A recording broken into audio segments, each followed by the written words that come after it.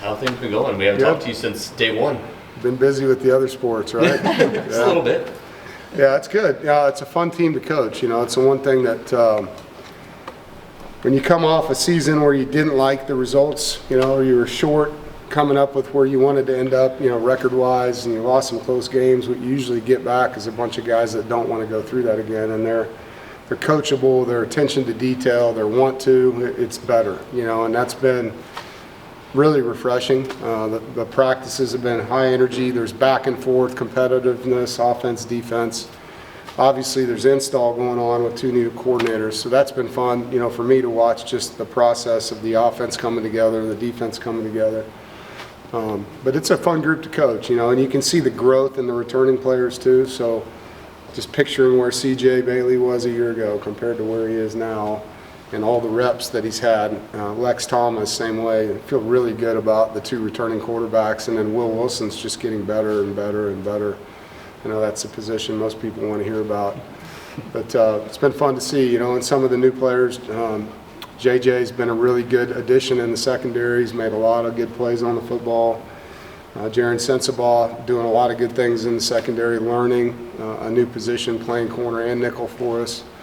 So that's been fun. Trey Thomas has been a really good addition. So, you know, seeing him and obviously his familiarity with DJ's system has been a plus.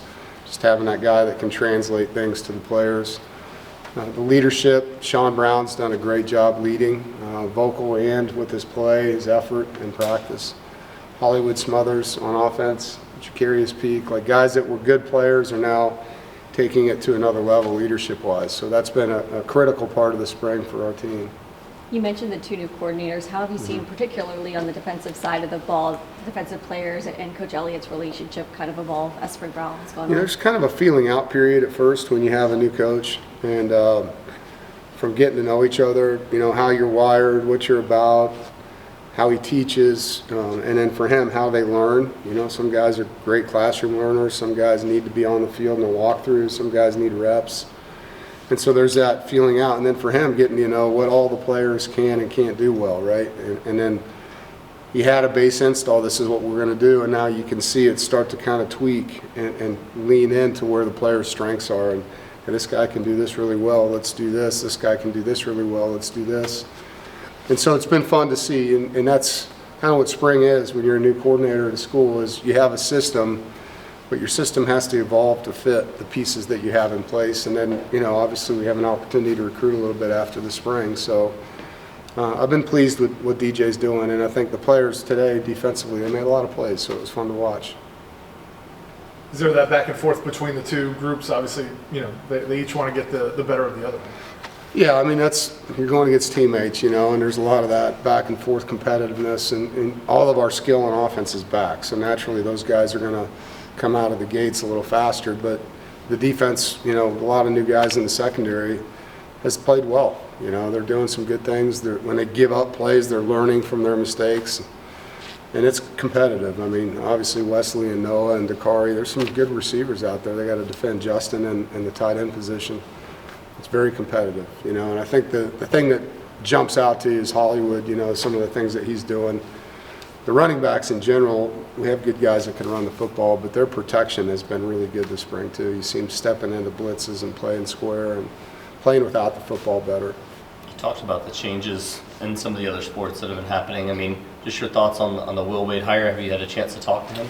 We've texted back and forth. I've been pretty busy. We had pro day Tuesday, the day they announced him. So I'm actually texting him. I'm like, it might be my busiest day of the year that we're getting announced. So we had practice, we had recruits here, and we had pro day. I look forward to meeting him. You know, I mean, obviously I trust Boo, and there's been nothing but great things. That I don't read a lot of media, but I get the input from my sons and Sarah. But excited, you know, for the basketball programs. Really excited for Wes, and I did get to watch their win over Michigan State. We looked awesome in that game. So look forward to seeing their next one. In regards to a lot of the players that redshirted last year, have you seen any of those take big strides in the spring? You know, Chase Bond has really changed his body. He's doing a great job on the defensive line. Proud of Chase. He's worked really hard in the developmental program. Chaz Wallace, another guy that played in 4 games, and we redshirted him, and he's doing some really good things on the defensive line. Those 2 guys jump out to me. Zane Williams, taking advantage of his reps, doing some really good things. Tough guy, competitive, plays really hard. Excited to see what he can do. Ronnie Royal, another guy that's getting a lot of reps, had a nice interception in the scrimmage the other day. Trying to go through the player Rolodex. On the offensive line, you know, it's been fun to see our centers, you know, Jalen Grant, Rylan Van. We're playing Spike Souls at center and guard, so we're getting to see him play a lot in different positions. Those are the ones that jump out to me. You've had some of the younger receivers got to play both outside and inside last Yeah. year. Is there a natural slot receiver? Is there anyone that you're seeing that's going to make it his home? You know, I think it's getting the best three on the field is the most important thing. You know, to say a natural slot, we don't necessarily have the smaller body guy there that you saw maybe in our offense of the past, but it's going to get the best three on the field, and you'll see from Dakari to Keenan to Noah to Wesley, all of them can move around in the offense. And then we got to develop Teddy Hoffman. I mean, he's a guy that can really catch the football. He's still learning, but he's probably the most natural, you know, what you think about in a slot. It's just day 11 in college for him as far as football goes. You mentioned it was Go ahead. You mentioned it was a fun group. Yeah. How rewarding is that for you in your February, March, and they seem to be a team you can embrace like that? Yeah, it makes coming to work a lot different, you know, and you're coming in and you're dealing with egos and attitudes. It's not a fun job, and this has been the opposite. It's been a really team-oriented group of guys that want to win, want to get better. They're very coachable. They can handle criticism. They give good feedback. You know, they're intentional about getting better. They want to watch film. They want to meet. They want to lift. There's just no complaining, and it's very refreshing to be around that. Brian, last one. With revenue sharing, have you had to come up with a formula for how you distribute that? Is it modeled on kind of how the NFL does it with certain positions? We did a lot of study during the season on what other people were doing and how they might do it, you know, if things get passed and as we expect here in April. Talking to the NFL helps, but as you know, it's different just because we have 2 free agency windows, more or less, and so that part, the attrition and I don't know, players leaving, players coming in makes it more challenging, I think, than the NFL.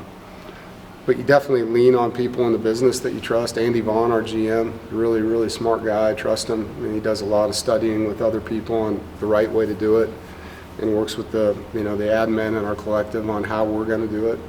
So there's been a lot of time spent. I think the hardest part is it's not a science that's just like this is what we're doing, because you know, in the old days, you'd have your seniors, you'd have your medicals, and you'd have a couple guys that went early, and say it was 25, then you know you're going to sign 25. That was it. And now it's, you think that that's it, and then some guys leaving the portal, and then you have another window coming up. And so you just have to be more flexible and be able to deal with change a little bit, a lot. I shouldn't say a little bit, deal with change a lot when it happens. Are you going to stick with 85 scholarships, or are you going to go up? I don't know yet. It'll just depend on where we end up at the end of the spring. Appreciate it, guys.